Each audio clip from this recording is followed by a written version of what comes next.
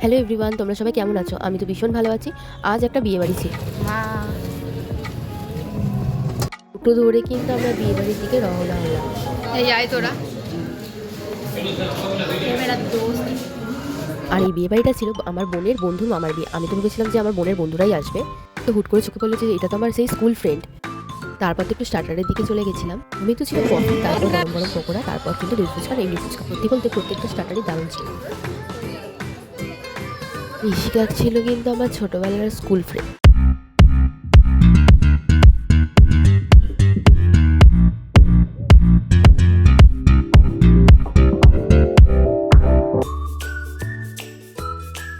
প্রথমেই কিন্তু ছিল ফ্রাই আর কাসুন্দি, স্যালাড ছিল, তারপরে দিয়েছিল কচুরি, চানা মশলা তরকারি,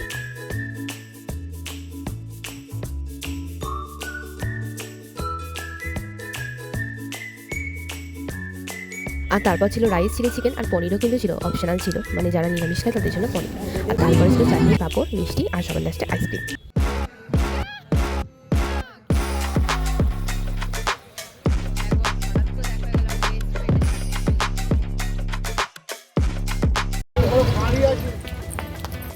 বন্ধুরা, আমরা এসে গেছি বাড়িতে, বিয়ে বাড়ি থেকে।